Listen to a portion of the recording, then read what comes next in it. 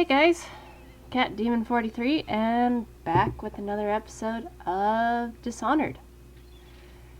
Yeah, so I've gotten better at sneaking, so much to the point that I feel like I can brag about it, so I will. Last time I promised I would try to I wanted to practice here to see how well I could be at being sneaky, and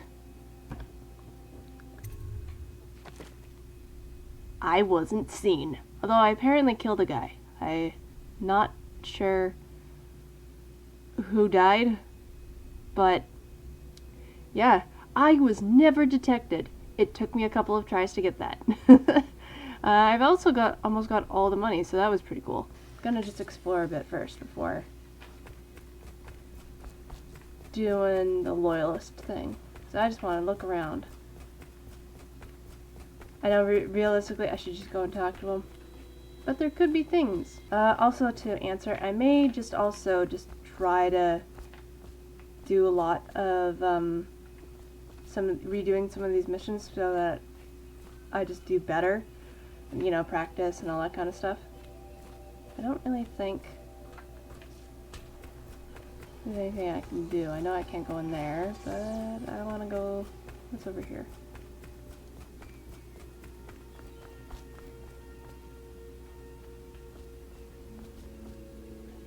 Doesn't look like there's much over here. Oh, texture's popping in. Thank you. I was trying to run. Oh, what's this? Ore. What? Tyvane ore. Oh, money. Cool.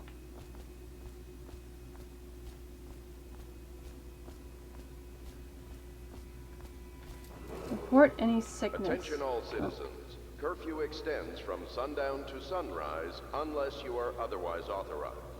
Violators will be subject to interrogation and detained when necessary. Remember, the boldest measures are the safest. I mean, I can understand that. I wonder, can I destroy these?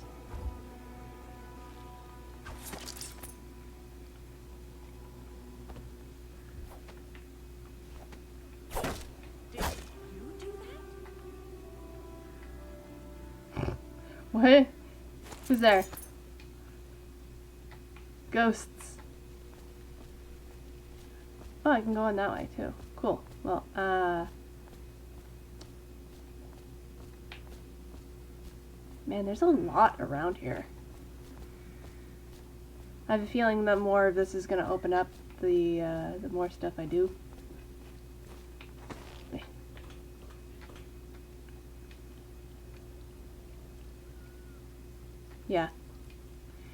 Yeah, more and more stuff is probably going to open up the more I do. So let's just go back the way we came and meet these loyalists and stop futzing around. You know what? I'm going to peek. So it's starting at last, even after 6 months in Coldridge Prison, he slipped out like it was nothing. Yes, not surprising. He was the personal bodyguard of the Empress. You've heard the stories. Yes, I have. It still amazes me that someone could get to the Empress and young Lady Emily. No one knows the real story. We all have our suspicions. You'll know the truth in time. He's strong and quick. But I hope he understands subtlety as well. This isn't one of your fancy dress parties. The reality is that we need men killed. Have you ever killed a man? Only with my wit. But it's a fair point, as always. He'll be here soon, and I'm looking forward to meeting him. So, let's go in.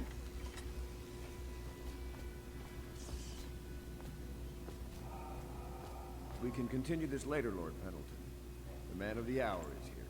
Hi. Corvo, I'm Admiral Havelock. A true servant of the Empire, like you. Until the Lord Regent purged those of us who wouldn't recognize his claim on the throne. And I'm Lord Trevor Pendleton. I represent the nobility in our little group. But we all act as equals here at the Hound Pits pub. This is a momentous occasion, Corvo. I'm going to come out with you. We've been building a coalition of loyalists, aimed at ending the Lord Regent's tyranny and restoring the throne. Okay. At risk of execution, we're committed to finding young Lady Emily and seeing her crowned as Empress. We've got big plans, but we can't do any of it without you. We need your skills, your ability in a fight, and in helping us. We're going to help you destroy the men who murdered the Empress. Sorry. Cool. You must be exhausted. We can discuss this further after you've recovered. But before you retire, you should introduce yourself to Piero. He's challenging at times, but his industrious mind buys him that right. Neat. Okay. Thanks. Yes. Piero's as much an artist as a technician. He's going to be crafting the gear you'll need. All right. Go talk to him, and then get some sleep. We can talk more when you've rested. Good to have you with us, Corporal. Nothing against the others, but there's no substitute for a man who's done his service for the crown. Please don't smoke in my face. Secondhand smoke is a thing, you know.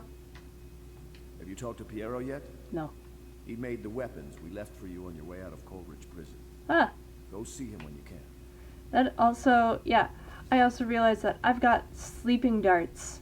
I didn't realize that until I tried playing this again and not being crappy at being sneaky. I mean, I'm still bad at being sneaky in ways, but I'm getting better. Sort of. So, oh. Hey.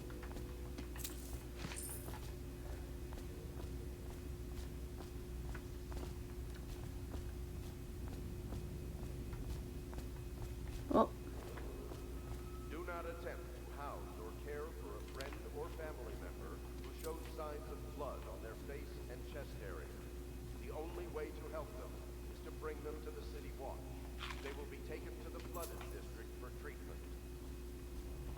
treatment, sure. Also, you guys might notice that the intercoms aren't saying anything about Corvo killing anyone. Well, that's obviously because when I did this again, and I escaped, but not killing anyone, that's basically what happened. So I feel very validated in the fact that I went and did it You don't know again. what it means to work with a man who stood at the Empress's right hand. We can't bring her back, but at least we have the man she trusted most. And maybe we can help you right some of the wrongs done to you. This bar is mine, but please, treat it as your home. Thank you, man. Piero still wants a word with you. Yeah. He's not a diplomat, but he's a brilliant man. I'm gonna look around first.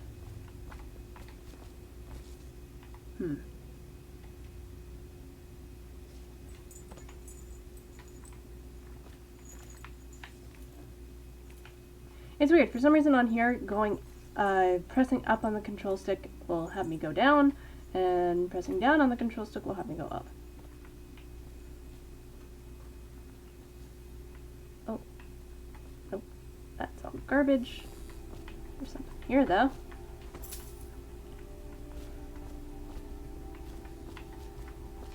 Few things. Ooh. Dark. Anything? Nope. Okay. Oh, hello. If I may, I am the personal assistant to Lord Pendleton, and one of the senior servants at Pendleton House, as was my father. Now I am entrusted with this house, the home of the Loyalists. Cool. I have never seen the Admiral fail at any venture. If order can be restored to the city of Dunwall, I believe he can do it. If anyone can get your old life back, it's him. Thank you.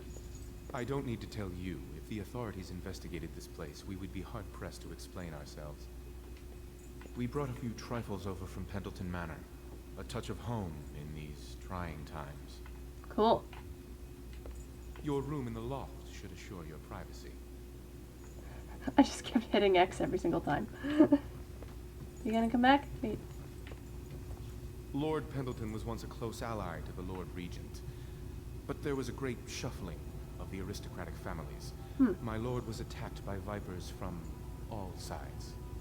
That sucks. I understand you were once welcome at court before the murder. May I say I am relieved to have another man here who knows the courtly world. This building has stood here for over 3 centuries. As long as Lord Pendleton calls it home, I would defend it with my life. I may well have to. I like this guy. I don't know why. I do. Anyway, I should probably just go meet this scientist guy. See what he's got to say. And I think that's what this door was.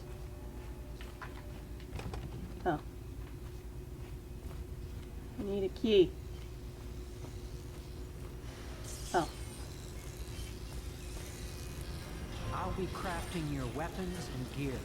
All custom work. For you, I will create the tools of a master assassin. Cool. What's that? No! This cannot happen now the tank of whale oil is running.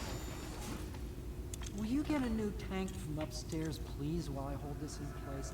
Careful. Oil's unstable. When it explodes, there's a terrible mess. Holy shit, really? Okay, good to know. First, things to read. Second solution, excerpt from a series of newspaper articles from prominent natural philosophers by Piero Jofflin. It is through no fault of my own that the average citizen has expressed a preference for Skolov's elixir over my own formula, sold as Petro's remedy, a name I did not choose if you must know the truth. The public has spoken its usual message of idiocy, spreading their coin as a means of selecting Skolov's formula over mine, which I believe to equal, if not superior. Much has been made over the popularity of these connections, as much as a means of resisting this remarkable new plague. I say remarkable because this strain works with an efficiency we have not seen in the history of the Empire. This plague now makes its way through the city of Dunwall. It is unrivaled in its effectiveness. I have studied it with the blood of those so afflicted, and it is nearly perfect, elegant, in fact. And while it is true that Piero's remedy and Skolov's elixir are known to protect the body against the plague equally, my own has properties not fully understood, which relate to the mind itself and the spirit. And it is this way that my formula wins out. Here is where one should pay attention to its contest, for you see, Skolov's elixir, with its emphasis on brute animal body, is a crass goo better suited for livestock. The subtle and secret variants in the key ingredients making up Piero's remedy ensure that it works on a higher functions that separate humankind from the mindless blue-jawed hagfish swimming in the Wyvern River. Wayhaven. Blech. I can't read. Request is denied. Piero. No, I will not sign off on these purchases. Bag of powdered crystal? Tyvian ore? What's wrong with these materials in crystal? King sparrow feathers. If you need feathers, sacrifice your own pillow. Maybe at the academy everything you need was paid for by a tariff and handing out willy-nilly, but this is my bar, and what's left of it, and we're operating on a budget. We're running low on oil, food, elixir, building materials, and everything else, so you've got to slow down. While I'm footing the bill, I will not approve your purchases unless they're absolutely required. And more copper wire or special herbs. If you need those things, go out and scavenge them. Half the city is in ruins, so no one is going to miss any of the old crap you seem to need. Admiral Hadlock. Jeez. I mean, I get, like, he needs all those things, but you gotta know, it's like, the world's in a bit of an issue right now. I mean, much like the actual world itself. Sorry, that's fun. What's this? Skolov's Technology in the New Age. Excerpt from a recent book detailing Skolov's machines. One of the advantages of Skolov's technologies is that they share the same exact socket for the tanks of processed whale oil they use as fuel. When a tank is exhausted, another can be plugged into place with ease, and the process is simple enough that any common workerman or even the lower guardsman of the city watch can handle the task. This applies to the arc pylon and wall of light security systems, as well as the powered carriages used to transport by those few who are wealthy enough to afford them. The only obvious downside of I'm saying his name wrong. Sokolov. Oh my god. Sokolov. The only obvious downside of Sokolov's designs is the volatility of the tanks themselves. A few incidents have occurred, resulting in damaged property or bodily harm whenever one of the tanks has exploded. Okay, so don't toss them around. Oh, that was money. Okay, I thought that was a map. Alright, up I go. More things to read! Dead counter responsibilities.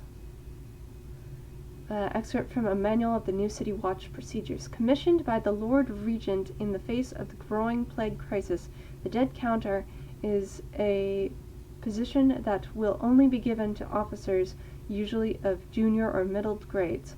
In most matters of etiquette or curfew enforcement, these officers will defer to the acting officer on duty.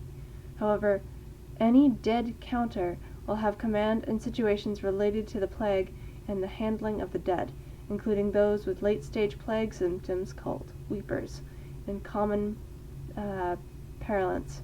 Starting in the month of rain, interested officers may apply for the test, and, if accepted, for the 2-week training tour.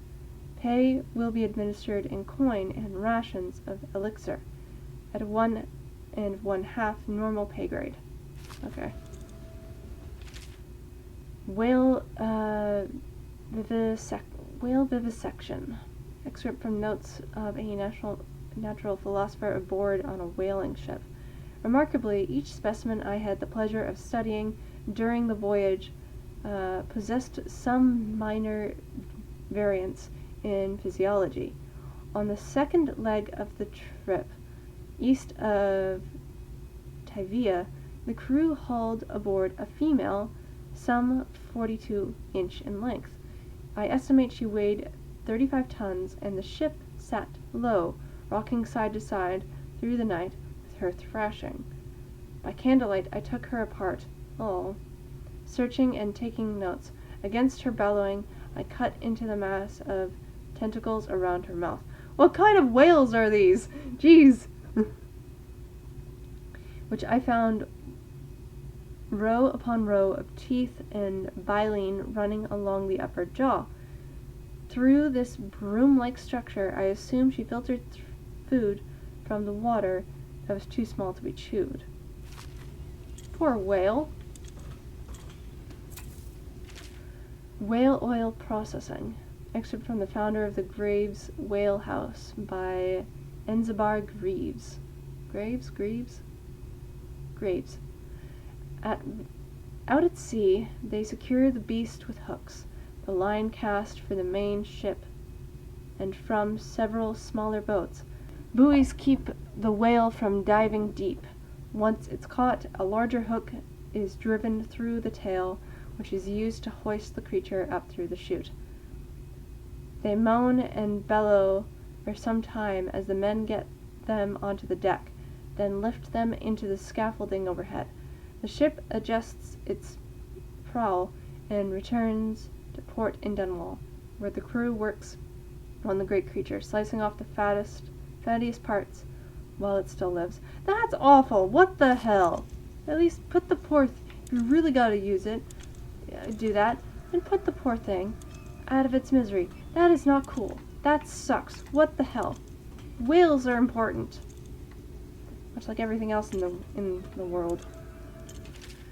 Whale oil refilling station. Sokolov no longer has the upper hand with regard of supplies of whale oil.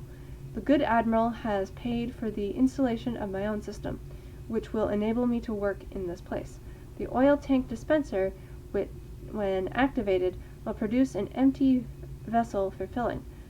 When the empty tank is held near the oil tank refill pump, the magnetic attractor will take this tank and lock it in the correct configuration.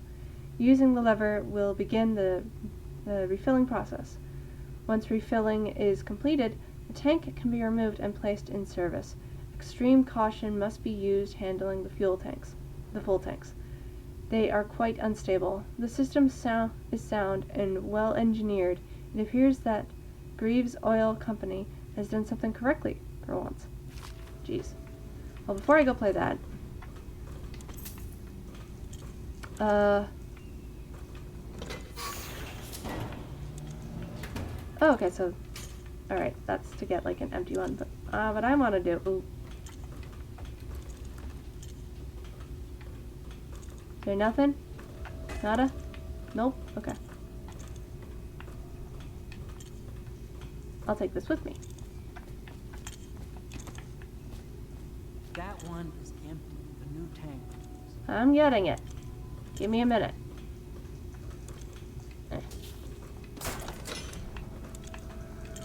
Drop. Haha. There we go. I feel proud. Was there anything else? Oh, yeah. The Academy teaches that absurd idea that the energy in whale oil arises from the need to maintain life functions at extreme ocean depths. The pressure and the cold are too much to endure without it.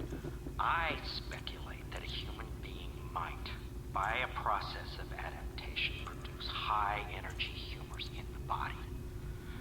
I could build a tank that would slowly increase pressure on a subject over a long period of time and then observe them for years if need be to see if the formulation of energetic substances develop.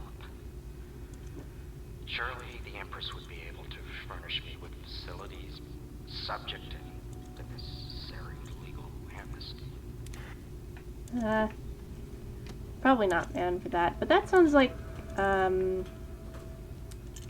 making a submarine, almost. Perfect. Now plug it in. There we go. Just get perfect. Thank you, Cole. Welcome. Here, see? The assassin's mask. You're a wanted man, so everyone in the city knows your face. But this mask will mean terror to them. If you just hold still, fit must be precise. There. Can you see normally? Center lens out of alignment. There. Better now? I could create more for you. Upgrades for your gear, weapons, Cool. munitions. But our situation here is desperate. Scavenge the city for valuables and I will resell them on the black market. That should give us the money to craft the things you need. Oh, okay, cool. Tell me what I can make for you. Oh, jeez, yeah, sure, let's do that. Oh, sleep darts. I have a lot of money. Give me those. Bullets. What's this? Spring grazer. A trap that can be placed on nearly any surface. Grenade and rewire tool. I know what a grenade is. I might go for upgrades.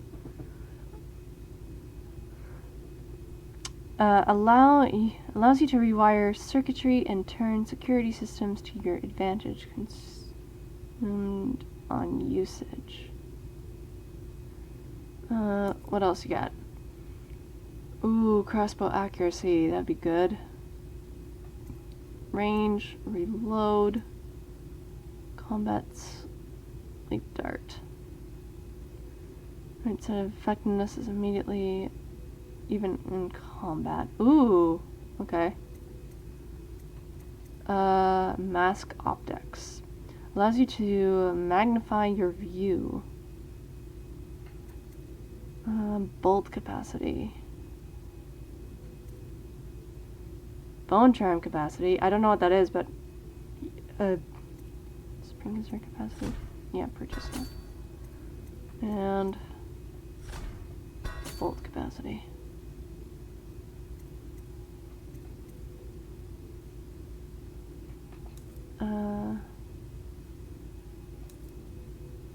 Accuracy. Yeah.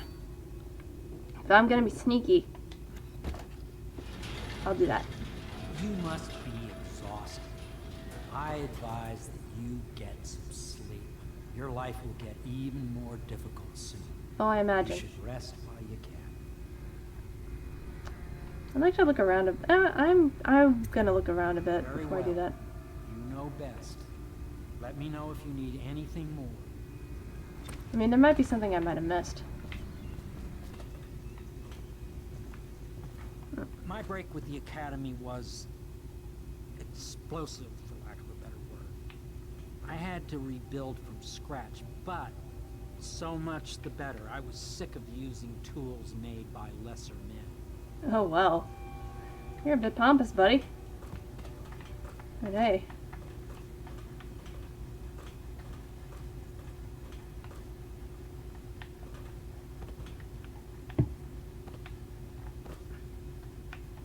I have no... Oh. I'm going over... somewhere over here. Oh my! Attention, You Dunwall startled citizens. me. You startled me too. Ah, you Caldwell could was only be abducted Corvo. 6 months ago during I her suppose you're mother's practicing terrible for murder. your... Anyone well, with your information job. leading to the location You're much younger or than I return expected. of the daughter of our beloved late Empress Do make yourself is at home. required to speak to the Terrible City you Watch got at blamed for the once. death of the Empress. Rest her spirit. I'm sorry it's so dark. We can't risk being seen. It is a bit romantic, though, isn't it?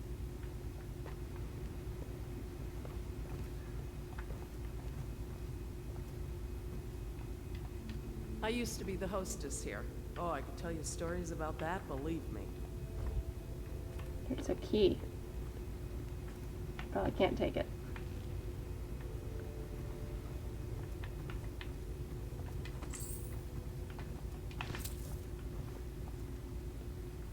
Oh, there's a lot of stuff.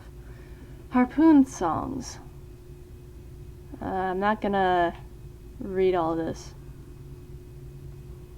Oh, this is like the Drunken Sailor. Right, yeah, there's a song that's kind of like that of the Drunken Sailor song.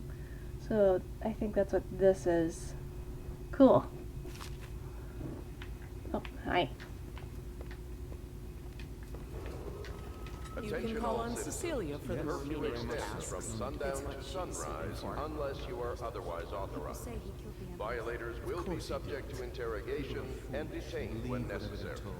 Remember, the boldest The Admiral measures trusts are the him, safest. and so will I.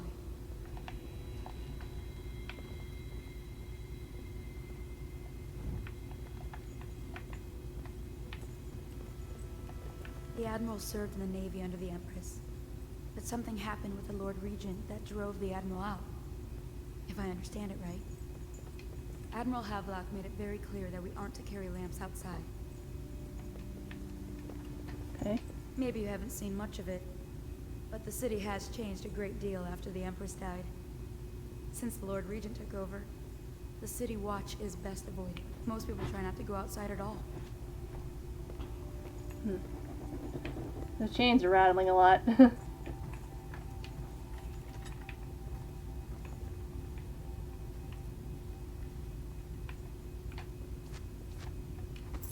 Oh, that's money. Pleased to meet you, Master Corvo. I saw you at court in happier days, but you might not remember. I was once a close ally to the Lord Regent, Hiram Burroughs, back when he was just the spy master. He's one manipulative bastard, I can tell you that. Oh yeah, I bet.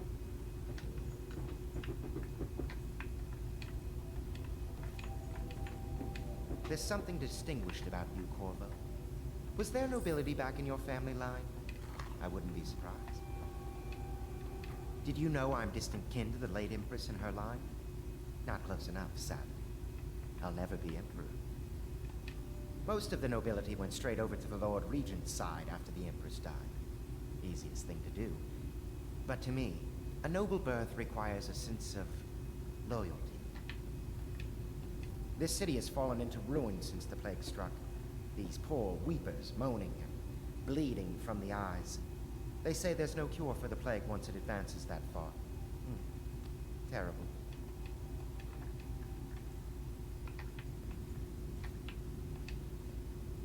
My furnishings have been installed at last with no small amount of complaining by that antiquated boatman. The others have no idea what it's like to suffer as I have. Speaking of which... Wallace, please breathe 2 bottles of Dunwall Red, never mind which, and fetch a clean glass. Well, I'll begin again tomorrow.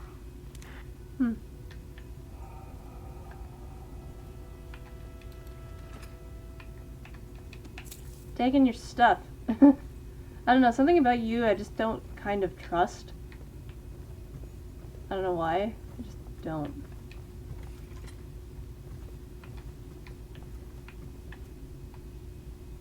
Whose room is this? Read. Gaffer's Tale, Volume 2. Excerpt from the travel journal of a whaler in his final years. To Gaffer's final passage. After more than a quarter of a century, I am done with whaling, too broken to continue. I've seen all the corners of the isles, and made more coin than most men see in a lifetime. But it's all gone. I've lived through an emperor, and watched his daughter take the throne. Fair young empress she was, but slain so young. Everything beautiful comes to die. I've eaten in every port of the known world, and sailed the loneliest waters you could imagine. I've seen the cliffs around Pandysia. Even the best of it doesn't even give me the ounce of joy. The years come back across my dreams as a line of butchered bodies, long, sleek, and singing, amount the waves under the moonlight, only to be speared by ugly, withered, scarred men who'd knife each other for a good pair of boots. Jeez. Each year I had less time to come home. My tongue forgot the language of small chatter, and those who lived in the cities thought me odd. My sister Nina hardly knew what to say to me during our visits. When she lost her business to the Lord Regent's crooked barrister, I was 100 miles east of Morley. Gaff hand frozen from the sleet as we tracked the first bull whale we've seen in months. I helped her as much as I could, but Nina died in the early days of the plague. None of it mattered. If I'm jaded and bitter, it's because this industry has taken away my dreams. The world has beaten me. Aw, that's sad. Oh, this is Havelock. Okay. Yeah, shush. I don't care. Havelock's log entry 1. Maybe that's somebody else, but It has been days since our men were dispatched to stash weapons for Corvo in the old sewer. They have not returned, so I can only hope they succeeded in getting the packages delivered. Pierrot spent considerable time and resources making those things. If I could find a way to mass produce them, the Dunwall Navy would secure its place as the dominant force on the globe. But back to Corvo. Can he actually break out of Coldridge, and if so, will he make his way here? I personally give him odds of 1 to 5. Well, I beat those odds, clearly. So many things to read. So many things to loot. I am a horrible person. Gaffers. Oh, this is volume 1. Okay. My sister Nina and I left Tivia together, saying goodbye to our aunt, the woman who had raised us since childhood, leaving behind our home city of Yarrow and the cold but beautiful white landscapes we had always known. We boarded a ship for Dunwall. Our parents had left us with a sizable inheritance, and we spent half of it getting to the capital city and establishing a small import shop dedicated to Tevian furs. Once I helped Nina establish the business, I was free to pursue my dream. Signing on with a whaling ship was the most exciting thing I'd ever done, and I saw it as a means to an end. Someday I would captain my own crew and eventually own a fleet of similar vessels. With tears in her eyes, Nina kissed me farewell and I did not see her again for many months. As appreciated to the gaffer, I got to see the tracking and killing of the great beasts up close. Nothing has ever fired my spirit so. As the wind and pounding waves racing after a wounded whale, being pulled by a seekin off cables embedded in its thick flesh. I changed more in those first 7 months than I had in the previous 7 years. Whaling was beginning to put its mark on me so that Nina barely recognized me when I returned, tanned and sinewy, with muscle, weather creases already wrinkling the corners of my eyes. But you could see that I was filled with joy, having found my purpose. Still, you feel bad that she died. Admiralty and the fleet. With each of these isles has some form of naval fleet. None is more envied than that of the Gristol, which its long proud history of great ships, and the admirals who command them. Boys come of age in the cities of Gristol, hoping to someday captain such a ship, and family dynasties are made by those captains who track down infamous pirates and crush seditious uprisings, as during the Morley insurrection. In times of war and peace, Gristol continues to innovate at sea.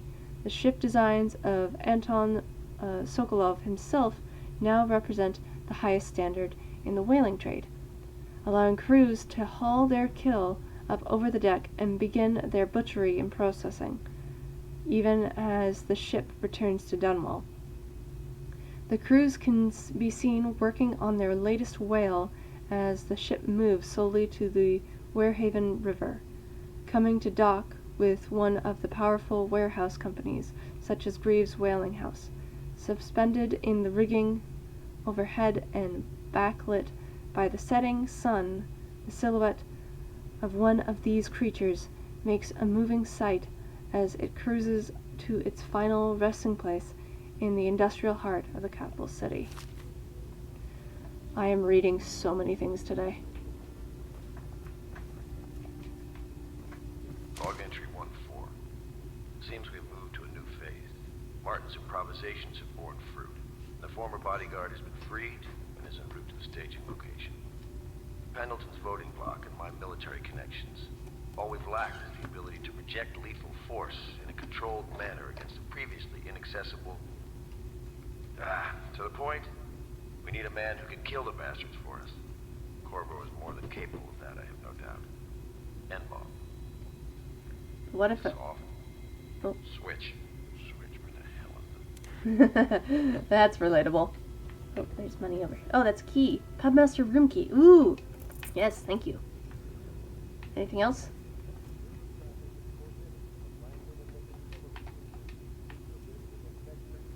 Okay, yeah. For treatment and rehabilitation. Been in that room. Oh no, I missed this, I think.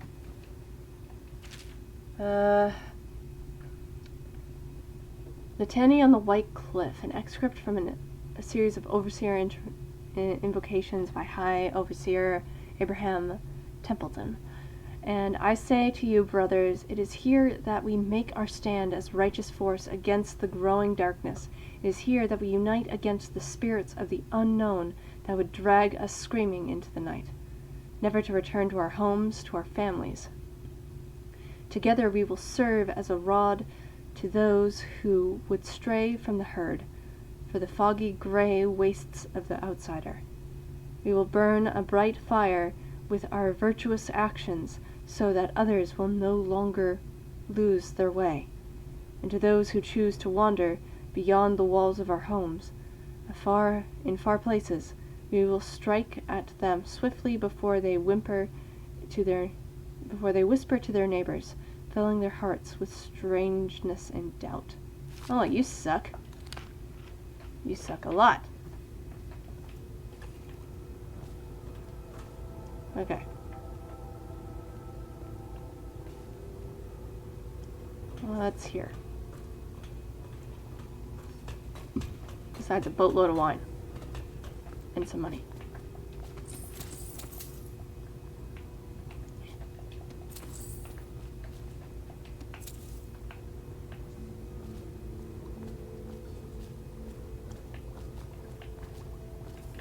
Okay.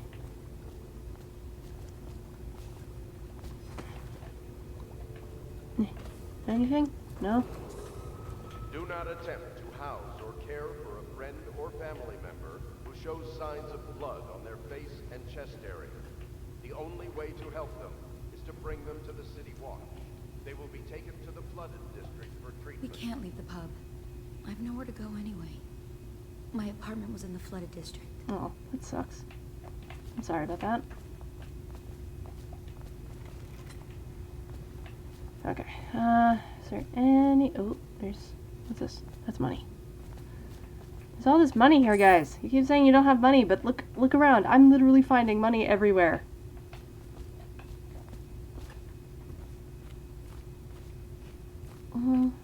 There might have been a room upstairs I missed. Hold on. What's that? Oh.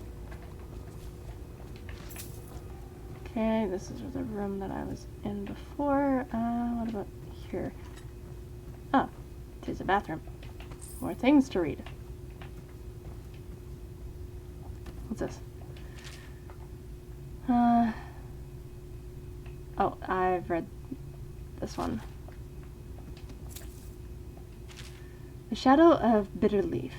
Excerpt from a longer work of fiction. Finding my way by the feeble light of the dying fire, I saw her working. A large needle moved in her hand, following precise esoteric patterns, knots and loops of seamstress craft from ancient days. Beneath her needle, his body clenched and shuddered, shaking the wooden table. Oh, Jesus. A morbid fascination pushed me closer, until she turned her blank face towards me. Resting the needle in his flesh, with a refined tone she addressed me. So you are the lover, I presume. You too have been unfaithful, and it is now your turn to be mended. Ooh. That's awful. The young prince of Tivia. From a theater play. Lord Nathan Bale, shaking with outrage. How dare you, sir, clothed so in my very home. I should hand you over to the watch, depraved Tavian. Prince Kalisar, moving closer. That's a harsh welcome for royalty, my lord. Your daughter treated me with much more hospitality. Alas, she has gone out for the evening, leaving me all alone. Lord Nathan Bale, stammering, studying the younger man before him. What are you doing? Leave this house. Go back to your frozen wasteland, pale rascal. Prince Kalisar, smiling coyly, reaching out. No need for anger between us, Lord Bale. Is it so wrong for me to be here? As I have proven, I've developed an affinity for you and your family. Lord Nathan Bale, gasping. Oh my, Kalisar, your skin is so warm it burns. Okay.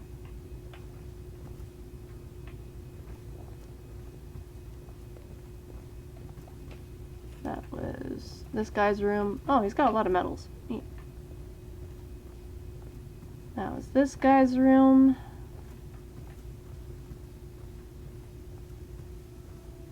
Whoa, hi. Please follow me to your quarters. Okay.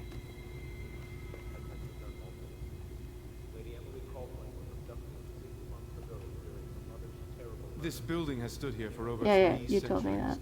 As long as Lord Pendleton calls it home, I would defend it with my life. I may well have to. And I get the top. Okay.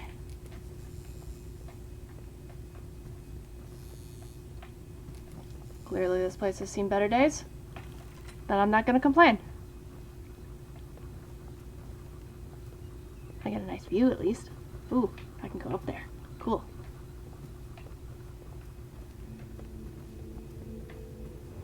This is your room. It was chosen to give you privacy. I understand you'll need your rest. Thank you. This building has Yeah, stood yeah, here for okay. over 3 Okay, he's centuries. just gonna... As long as Lord Pendleton calls it home, I would defend it with my life. I may well have to. Anything? I know that's where I sleep.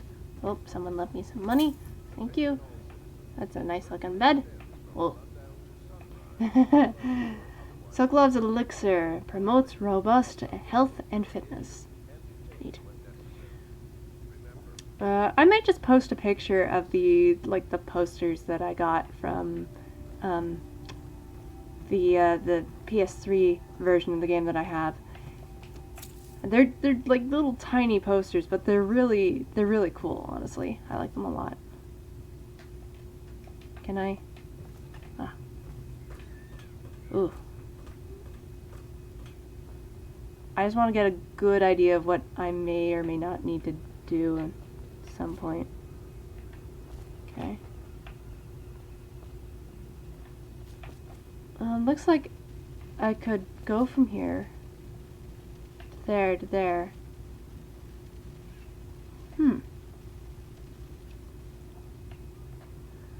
there's so many places that it looks like I can get to.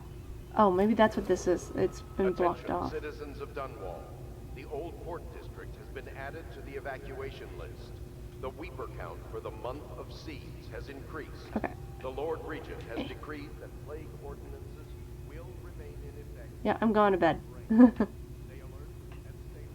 Oh. Oh, hey. More money. Yeah, go to sleep.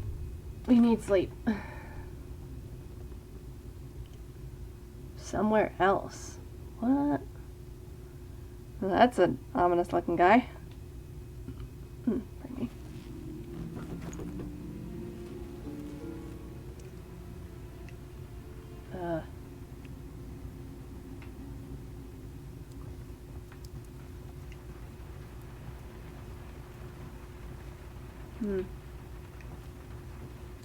Something doesn't seem right. Ah. Yeah, that's not... What the fuck? Yeah, that's not normal.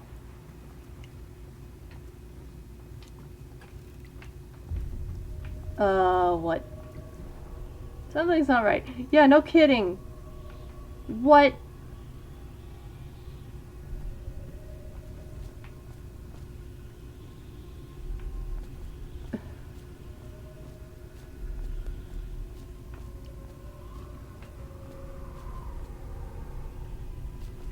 Oh, that's a boat. Hello, Corvo. Hi. Your life has taken a turn, has it not? The Empress is dead. Her precious daughter Emily is lost somewhere in the city, and you will play a pivotal role in the days to come. For this, I have chosen you and drawn you into the void. I am the outsider, and this is my mark. There are forces in the world and beyond the world. Great forces that men call magic. And now, these forces will serve your will. Use this newfound power. My gift to you. Come find me. Yeah, you know, you could have asked me that. Oh, jeez. Okay. You could have asked me that first. Blink. Ooh, okay. Press LT to execute a fast, stealthy forward dash through the world. You can use it to move upward, but the distance is reduced. Yeah. Aiming at ledges will allow you to blink forward and climb up. Okay. Hold LT to target your destination with precision. A blue sphere indicates that you will reach your destination.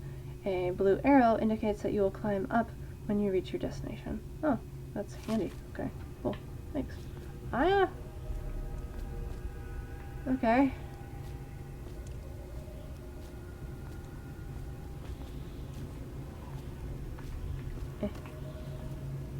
This is a fancy looking ship. Boat.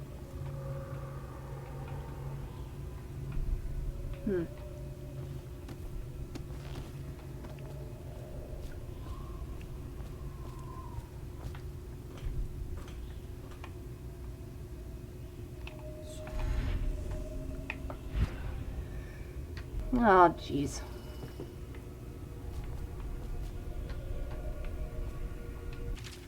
Following letter. You cannot save her, you cannot save her, you cannot save her, you cannot save her. She did not deserve that. Piero's spiritual remedy. Hold LB to press access wheel and press A to drink potion. Well, I won't because it's full right now.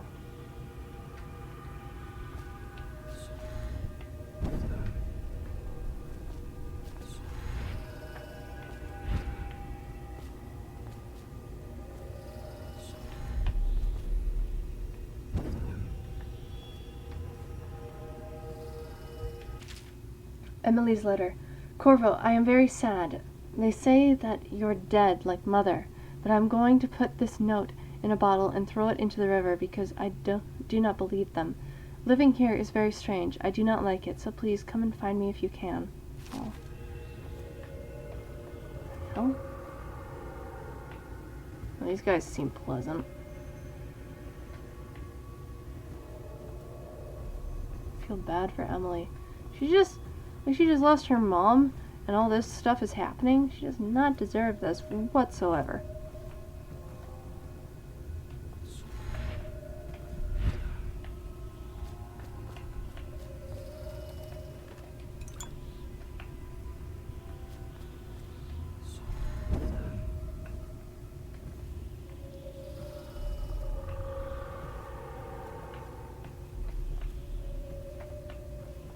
Destroy your diorama. No.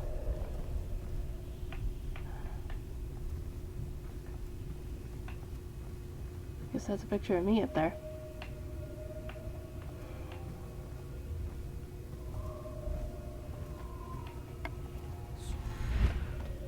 What the heck? Oh, I think that's what I'm gonna have to deal with at some point. Oh, that's gonna be fun.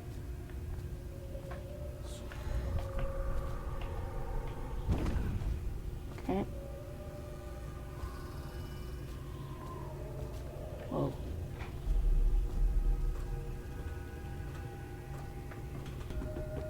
Oh, jeez.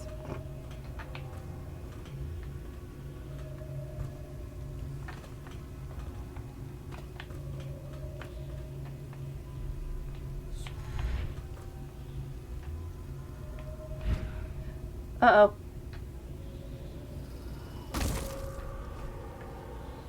Okay, it didn't start me all the way at the beginning. That was nice of them. Thank you. That would have sucked. Okay, let's not jump to that one.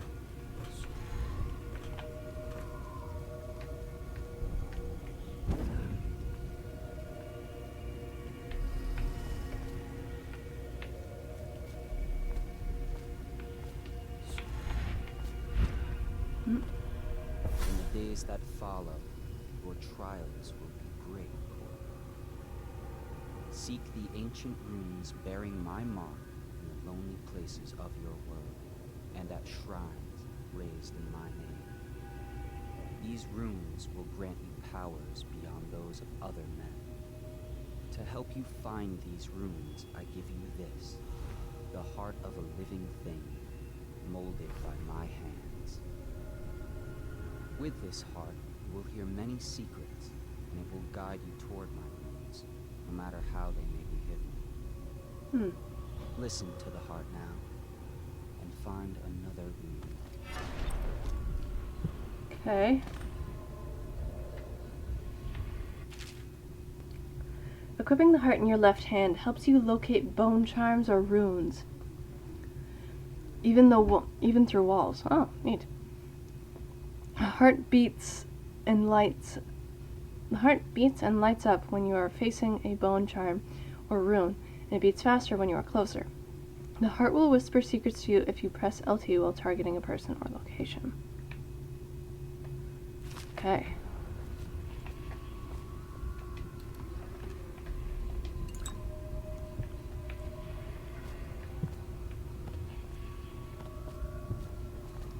This place is the end of all things, and the beginning.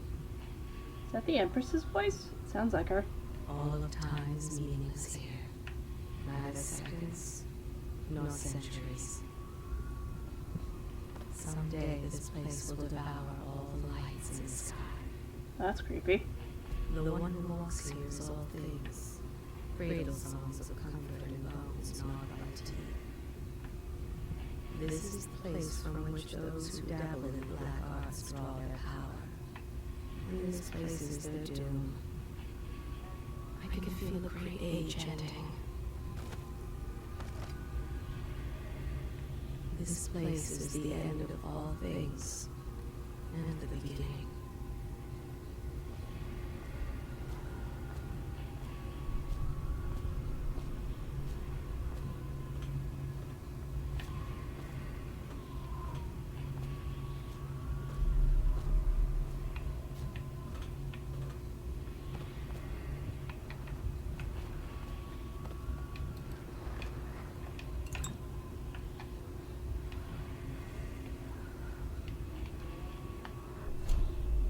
Oh, okay.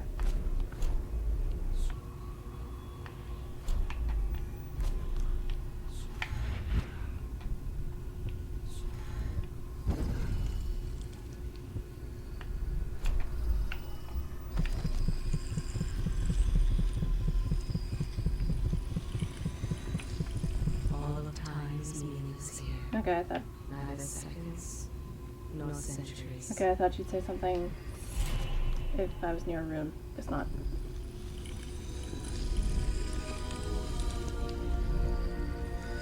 Neat. Runes and acquiring powers. Ooh. Once you've collected some runes, open the journal and go to the power section to exchange them for powers. Runes can be collected and used to acquire spiritual powers. Okay. Dark vision. Level 1. See through the dark and see living beings through walls, including their fields of vision, a representation of the sounds that you make when you are also visible. Well, that's useful. See the dark and see living beings through walls, including their fields of vision, representations of sounds that are visible. See useful objects and security items. Security. Oh, security systems through walls as well. Ooh, okay. This is definitely one I want to have, I think. Dark vision is high. Yeah, okay.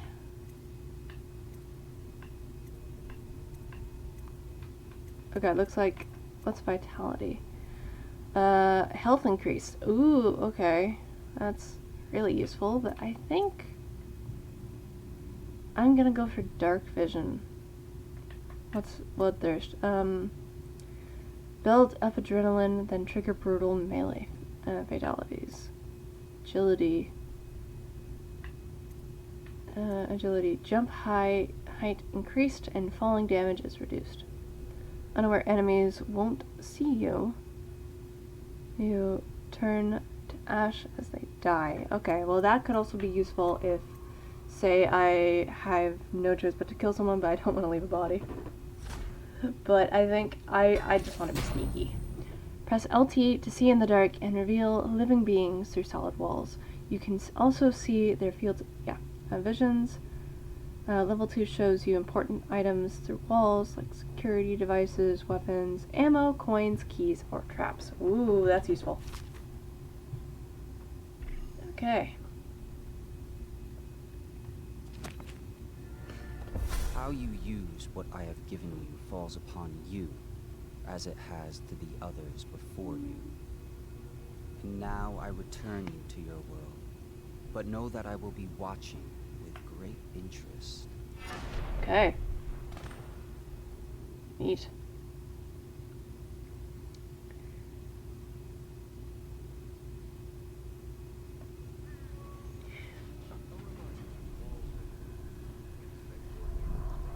Oh, yeah, it wasn't a dream.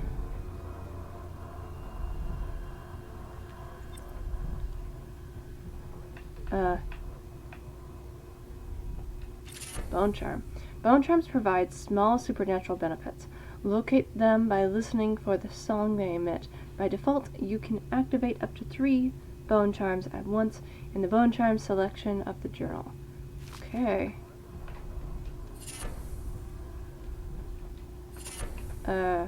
What? Mystical Wolfhound artifact.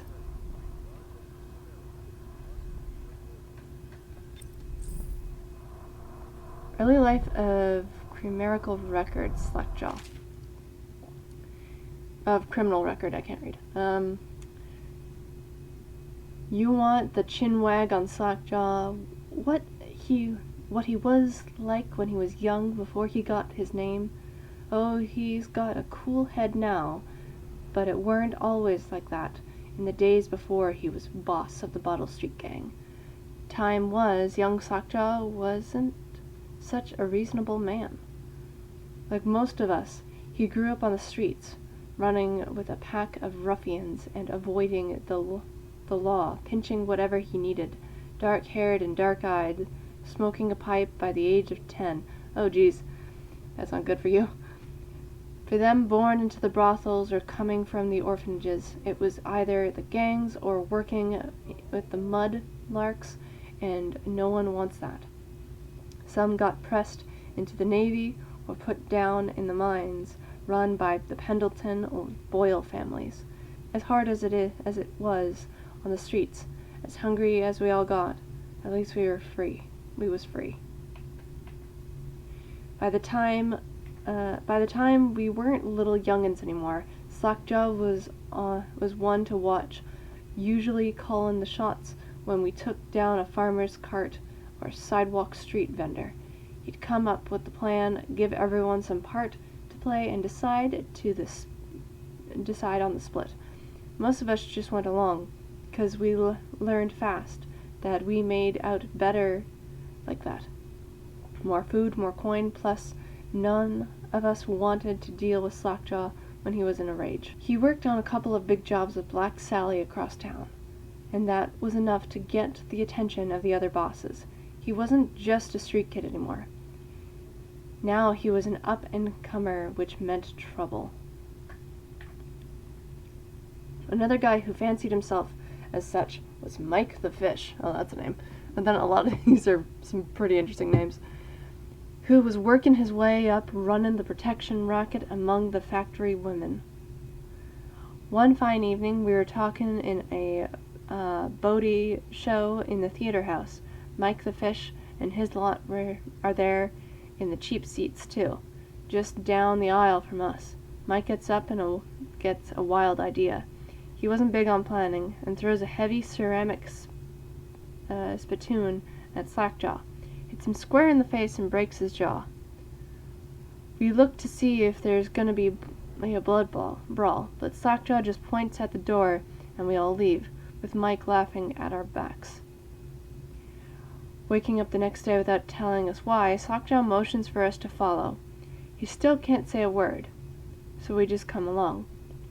We stop at the docks and Slackjaw actually pays coin for it, a heavy chain covered in hooks. It's for fishing in the deep, something you'd attach to a long line the side of a ship.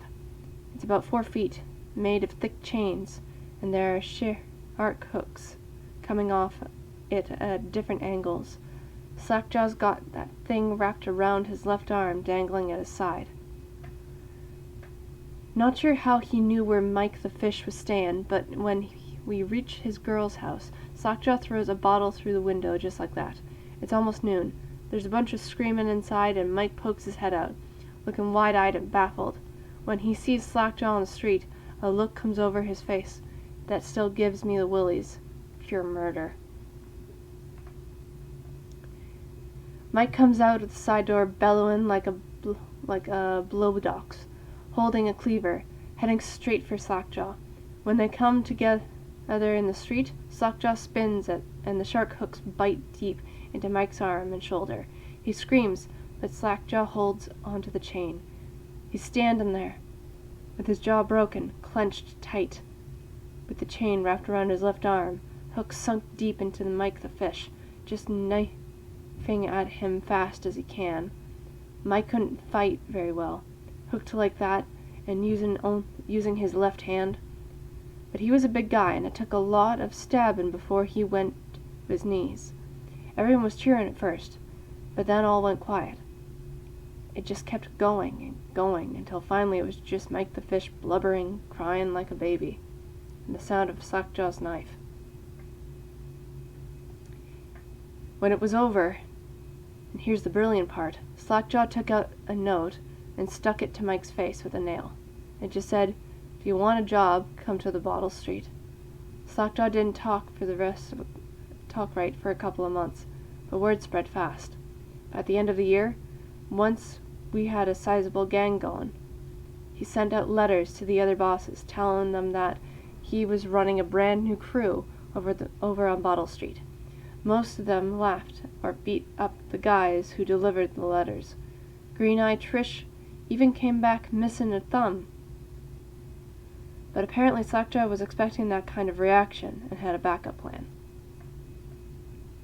A week later, 4 of the bosses were dead. Seemed like a series of unfortunate events, but everyone knew better. One shot dead by the watch while standing in the middle of a meat market. Another slipped and falling into the water, out cold. One of the older bosses found in bed with his belly opened wide and a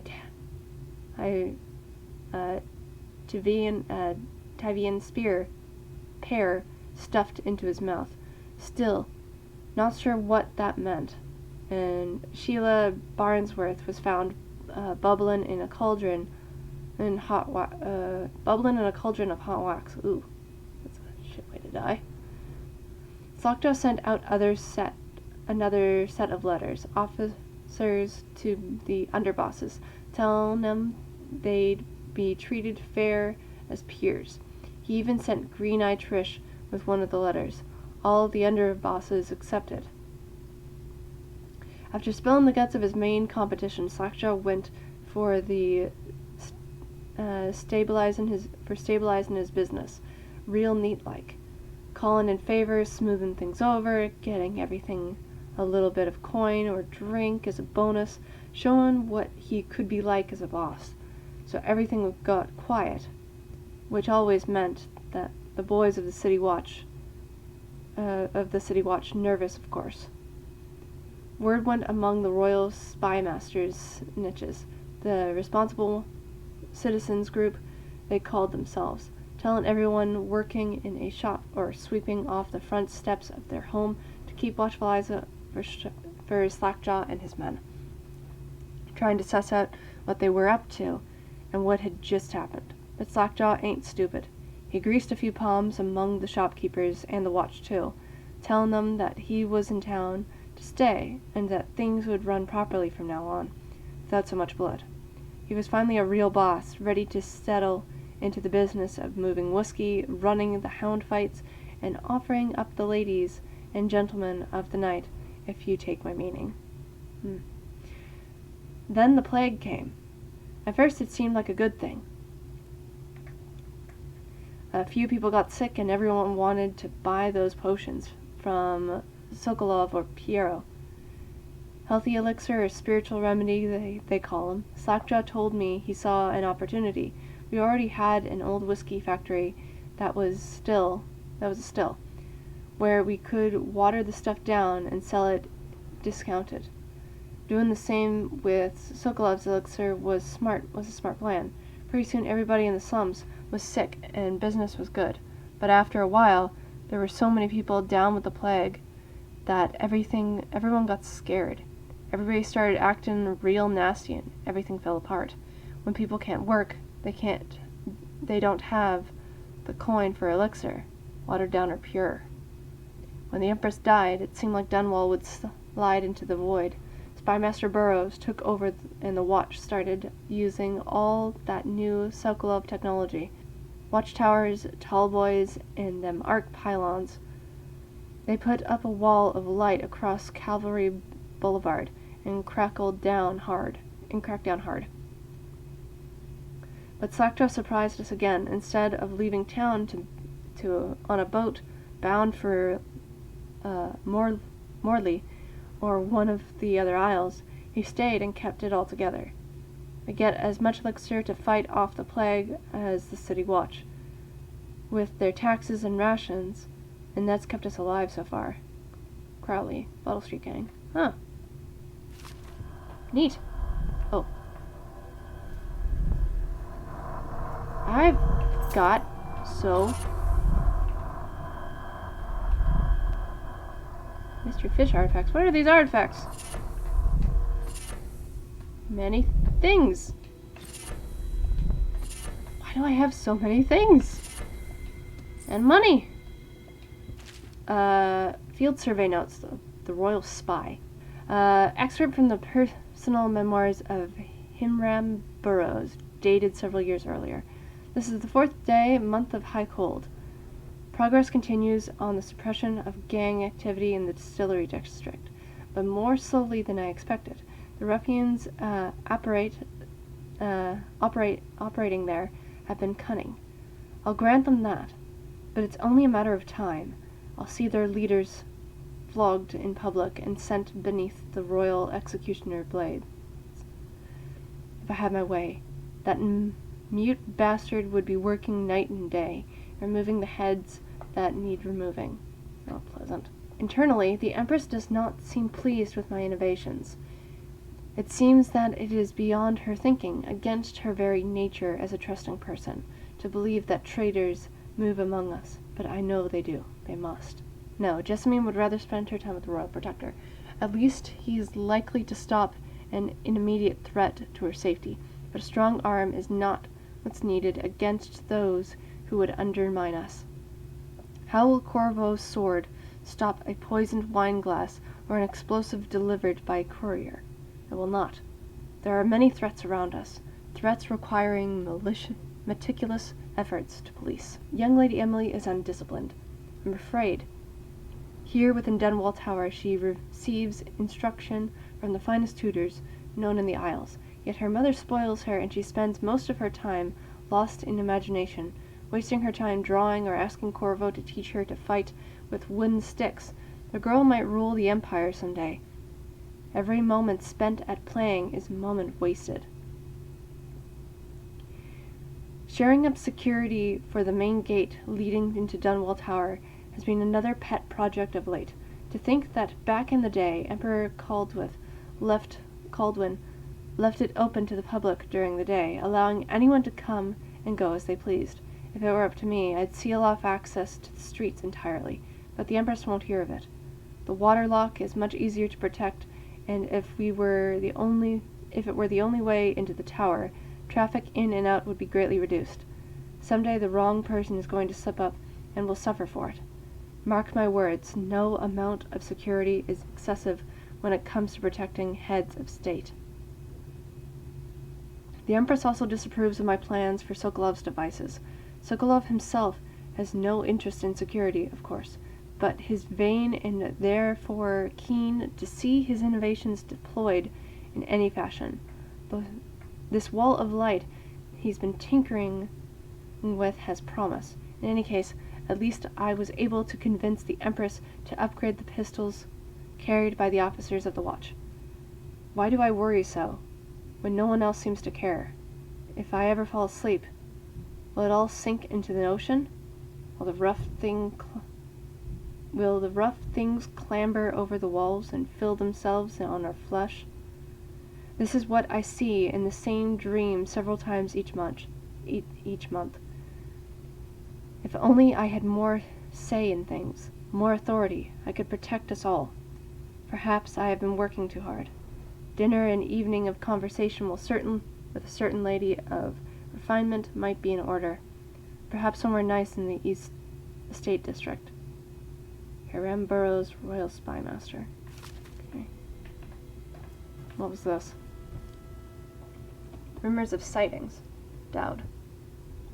For over a year now I have lived away from the Abbey without the company of my overseer brethren or the guidance of the blind sisters of the Ocular Order. Days have passed with me sleeping in the dens of cut purses, murderers, and worse. The nights have seen me prowling through the worst alleys and wretched corners of Dunwall. I have taken my meals with killers At times I have ventured beyond the city walls, meeting in forgotten graveyards and the outlying ruins frequented by those of ill means.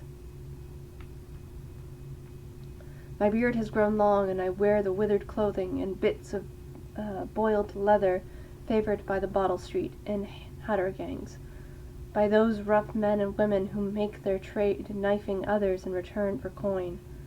My hands have run red with blood, it's true, but I have selected my targets with care, choosing among those criminals and heretics who are not fit to live, executing them justly, and using their deaths as a means of building my reputation. So far this trick has allowed me to make my name among my murderous colleagues, without taking the lives of the innocent. My goal is singular. I must impress the assassin named Dowd in order to get close to him. Of all the practitioners of black magic we have tracked, none concern the Abbey as much as Dowd. It is said that his mother was a witch from one of the archipelagos off the Pandician coast, taken captive by pirates venturing from the Isles. According the legend, by the time the ship returned, the captain was dead, and the witch controlled the crew, with Dowd still a shadow in her belly. Earliest stories tell of a gang killer without mercy, moving among the shopkeepers and city watch officers of Dunwall like a reaper through wheat. Then a period of silence followed. Years we now believe he spent traveling the Isles, studying autonomy and the occult in the great halls of learning and in hidden basements frequently by fellow dabblers in the forbidden arts. Dowd is even purported to have a winter in the Academy of Natural Philosophy itself. And for a time, before a scheme developed, he counted the Brigmore witches among his allies. All the while he honed his craft, and it's during this time that we believe he began to consort with the outsider. And that's who we ran into. New reports emerged of a dusky-skinned assassin, paid by the elite to eliminate their rivals in Dunwall, and in the other major cities across the Isle. Those who saw him and lived numbered in the handful, but all of them reported something strange. He appeared and vanished like smoke. From a nearby rooftop, he guarded, and a noblewoman stumbled from her balcony. He gestured, and a noblewoman stumbled from her balcony, falling to her doom on the cobblestones below. Most recently, as this new threat of plague has risen in Dunwall, Dowd has been seen leading a gang of men in dark leather, dressed as factory whalers in their vapor masks. They seem loyal beyond comprehension, for no one is so unworthy, leading me to wonder if someone of his magic is dedicated to lulling their minds, enslaving them. Only a month ago, one young girl claims to have come upon a strange scene, carrying a bottle of milk home to her crippled brother. She was taking a shortcut through the tailor's district. In a narrow street, she passed beneath a window and heard unusual sounds from within. Pushing aside the ratty curtain, the girl saw into an abandoned apartment, used by miscreants for gambling and trading haberweed. An occult shrine had been erected against the far wall, which she recognized from the teachings given by her local overseer. A man she described resembling Dowd was kneeling before the shrine, muttering to an unseen spirit as if in argument. He took a carving made of pale bone from the altar before he and the lights all went out in a gush of unclean wind. Quiet as a field mouse, she slipped away, running until she reached her home. There can be no doubt. Dowd is an agent of the outsider and must die. But there is no limit to the evil this man might do. This is my solemn oath and great purpose in my life. until Dowd is dead and his corruption has been purged from the world. I will continue to move among the depraved, winding my way toward him. I will not drop my guise or don my overseer mask again until Dowd breathes no more. Okay. There are so many things.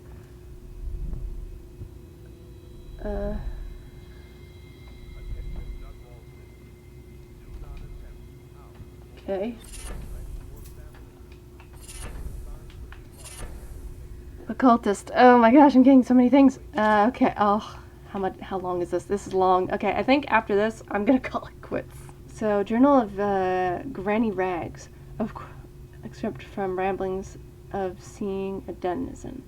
Of course I'll tell you, dearie. I won't keep any secrets from you in the end. All the dreary days of my life are like the windows of a house. From the kitchen, I can see out into the garden where the leaves and stalks are brown and bug-eaten.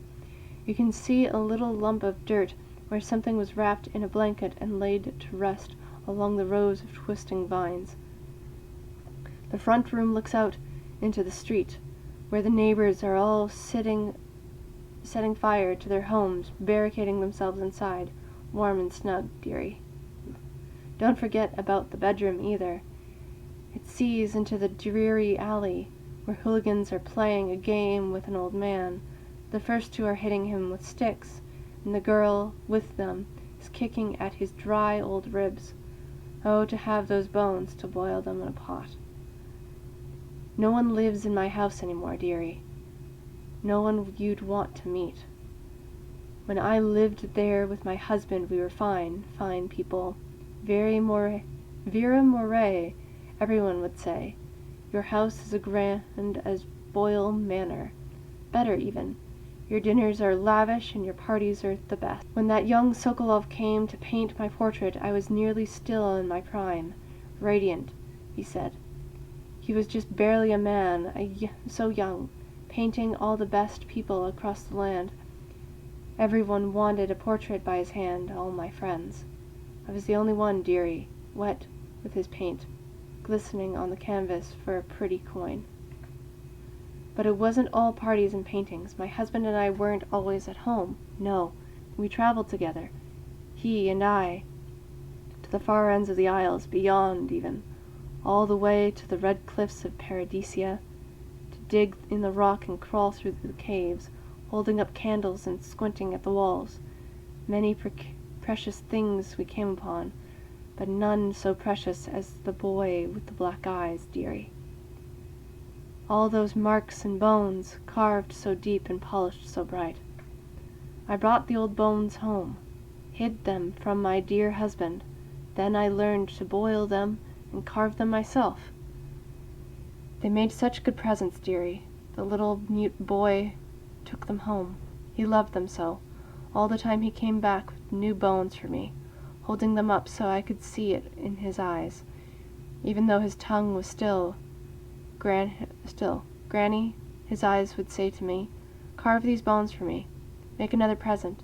And he went so far, all the way to Dunwall Tower, the royal headsman himself now. My little mute boy and his shiny, shiny world. Better bones were what I needed, you see, better bones to carve and polish, scrape and gleam. My dear old husband was always tired. I made him soup, and then he was sick. Better bones was all.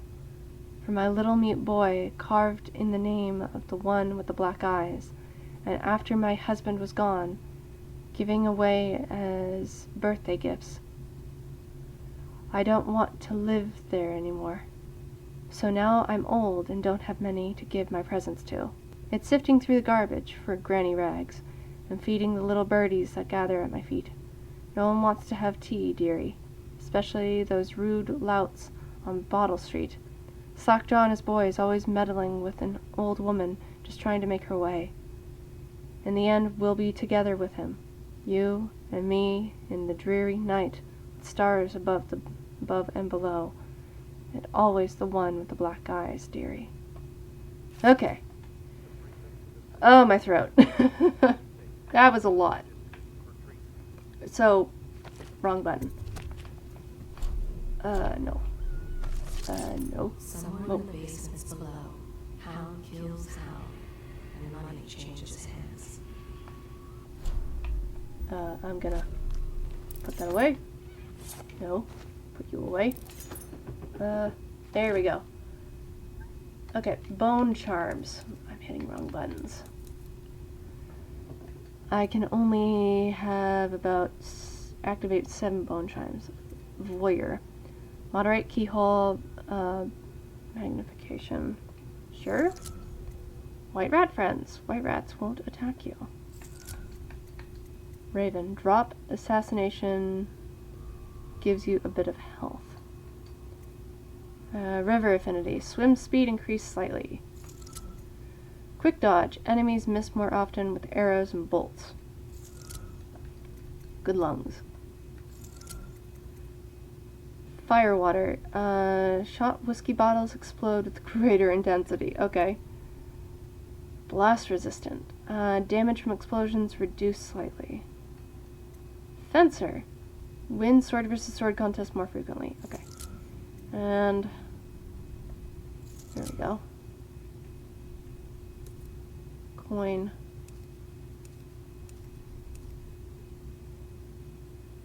Mystical whale artifact. Enables an additional bone charm to be active. Enables an additional bone charm to be active. Oh, okay, so that's what those are. Cool. Neat. Don't know why I got that all at once. I think before I do want to end this. So, yeah.